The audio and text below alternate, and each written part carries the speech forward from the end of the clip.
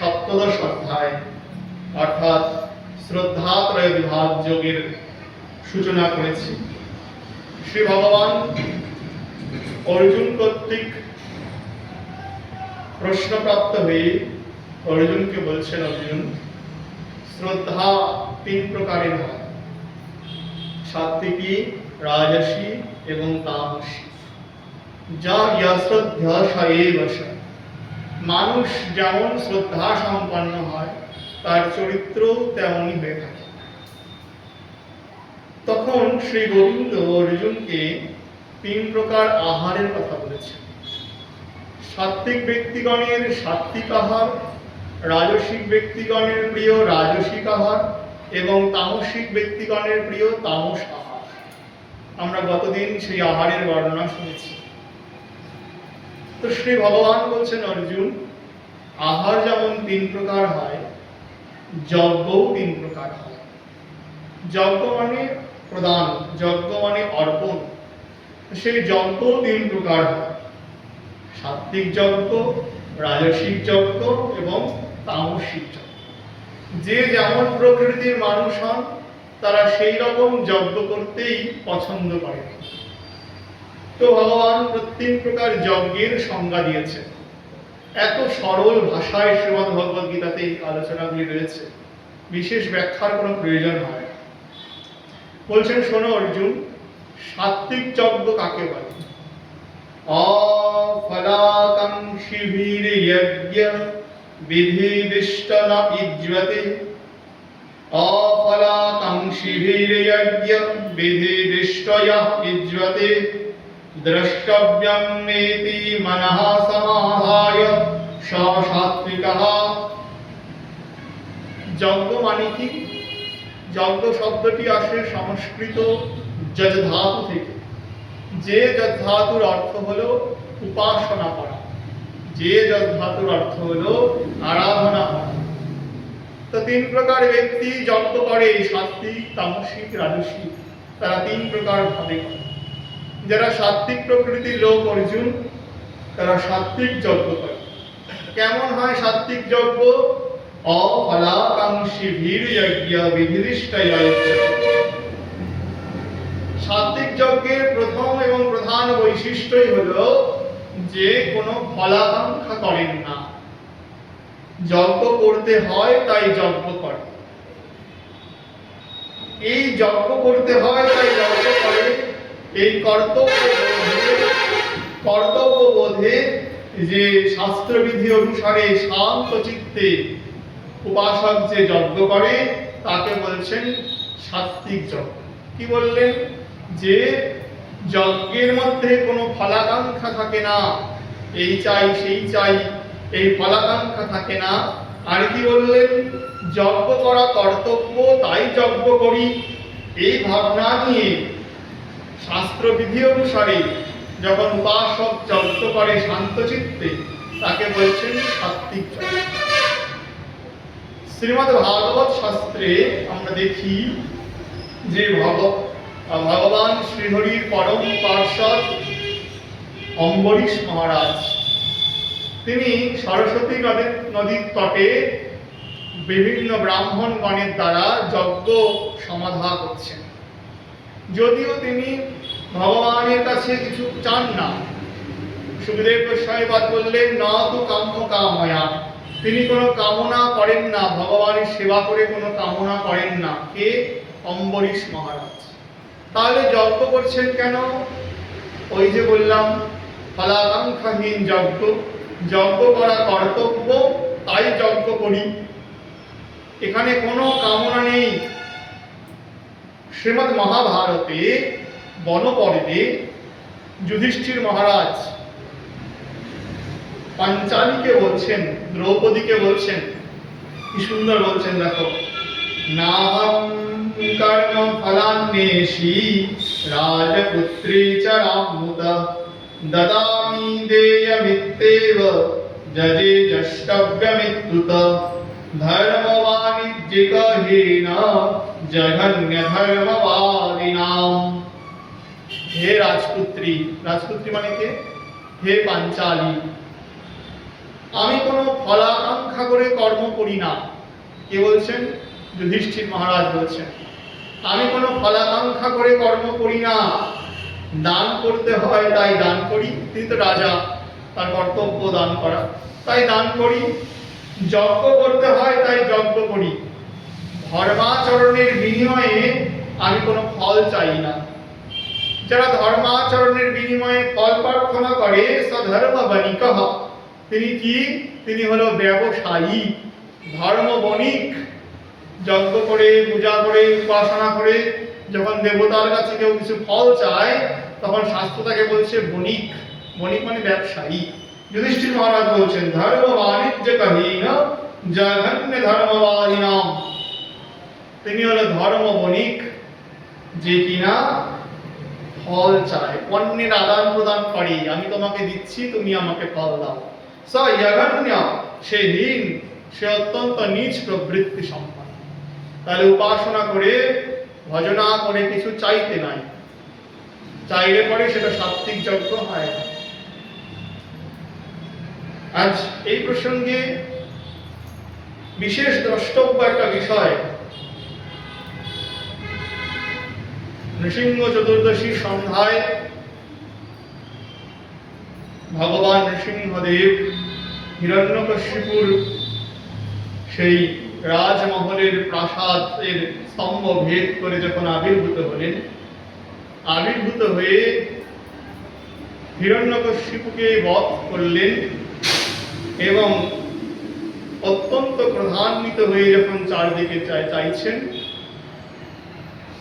তো ক্রোধ যখন শান্ত হচ্ছে না, সকলে মনে করলেন শ্রীমান নারায়ণের কণ্ঠলগ্না দেবী লক্ষ্মী, তিনি যদি নারায়ণের পার্শ্বে অবস্থান করেন তাহলেই তিনি শান্ত হবেন। সকলে দেবীর কাছে প্রার্থনা করলেন। দেবী কোনোদিনও ভগবানের সেই উগ্ররূপ দর্শন করেন নাই। দেবীও ভীতা হলেন, তিনিও অগ্রসর হলেন না প্রভুকে শান্ত করতে। ব্রহ্মা দেবতাগণ চিন্তা করলেন, যার কারণে এই উগ্রমূর্তি, সেই প্রহ্লাদ ভগবানের সম্মুখে যাক, তবেই ভগবান শান্ত হবেন। তো একদম নির্ভয় হয়ে দৈত্য বালক প্রহ্লাদ ভগবান শ্রী নৃসিংহদেবের সম্মুখে গেলেন। যেমন সিংহের সামনে তার শাবক গেলে যেমন মা সিংহ শান্ত হয়ে যায়, ঠিক তেমনি প্রহ্লাদ তার চরণে পড়লেন, প্রহ্লাদকে কোলে তুলে নিলেন। কোলে তুলে তার অঙ্গ লেহন করছেন, তার জিহ্বা লেহন করে বলছেন, প্রহ্লাদ বরং বৃণেশ্য, বর চাও, বর প্রার্থনা করো, আমার দর্শন কখনো ব্যর্থ হয় না। প্রহ্লাদ বলছেন, প্রভু কি বর চাইব? দেব দুর্লভ, তোমার এই দর্শনই আমার কাছে পরম বর। তবুও যখন বারে বারে বলছেন বর চাও, বর চাও, তখন প্রহ্লাদ বলছেন, প্রভু আপনি আমার নিত্য প্রভু আর আমি আপনার নিত্য সেবক। আমাদের মধ্যে নিত্য সেবকের সম্পর্ক, অতএব বর কেন চাই? যে প্রভুকে উপাসনা করে বর চায়, সা ধর্ম বণিক, তিনি হলো ধর্ম বণিক, অর্থাৎ ধর্মকে, উপাসনাকে, ভক্তিকে ব্যবসার কাজে লাগিয়েছে, ব্যবসা করছে ভক্তিকে নিয়ে। আমি তো ব্যবসায়ী নই, আমি তোমার নিত্য দাস আর তুমি আমার নিত্য প্রভু। অতএব প্রভু যদি বর দিতেই হয়, তবে এই আশীর্বাদ করো যে আমরা যেহেতু অসুর জাতি, অসুরের হৃদয়ে কাম ক্রোধে ভরা থাকে সর্বদাই, প্রভু কোনো সময় যেন তোমার স্মৃতি বিস্মৃত না হয়ে কাম ক্রোধ আমার হৃদয়ের মধ্যে জায়গা করে নেয়। সর্বদা যেন তোমার চিন্তনে আমি নিমগ্ন থাকতে পারি, কাম ক্রোধাদিতে যেন বশীভূত না হই, এই আশীর্বাদ। সেখানেও বলছেন সধর্ম বণিক। ভক্ত শ্রেষ্ঠ বলছেন, যারা উপাসনা করে কিছু চায় ঠাকুরের কাছে, সে হলো ধর্ম বণিক। ভগবানও বললেন, যারা উপাসনা করে উপাসনা করে কামনা করে তাদের যজ্ঞটা, তাদের উপাসনাটা সাত্ত্বিক যজ্ঞ নয়। তাহলে সাত্ত্বিক যজ্ঞ কাকে বলে? যজ্ঞ করতে হয় তাই যজ্ঞ করি। তাহলে এক্ষেত্রে আমরা কি করব? ভগবানের উপাসনা করে কিছু চাইবো? চাইবো না। তাহলে কি কেন উপাসনা করব? উপাসনা করলে শ্রী গুরুদেব সন্তুষ্ট হন, শ্রী গোবিন্দ সন্তুষ্ট হন, ব্যাস এই সন্তুষ্টি নিয়েই উপাসনা করব, আর কিছু চাই না। তো একে বলছেন সাত্ত্বিক যজ্ঞ। যে যজ্ঞে কোনো ফলাকাঙ্ক্ষা থাকে না সেই যজ্ঞকে বলছেন সাত্ত্বিক যজ্ঞ। খুব সহজ। পরেই বলছেন রাজসিক যজ্ঞ কাকে বলে? অভিসন্ধায়তু ফলম দম্ভার্থমপি চৈব যৎ ইজ্জতে ভরতশ্রেষ্ঠ্য ত্বং যজ্ঞম বিধি রাজসম। হে ভরতকুল শ্রেষ্ঠ অর্জুন, ফলাকাঙ্ক্ষা করে ফল লাভের উদ্দেশ্যে দম্ভ সহকারে যে যজ্ঞ হয় তাকে বলছেন রাজসিক যজ্ঞ।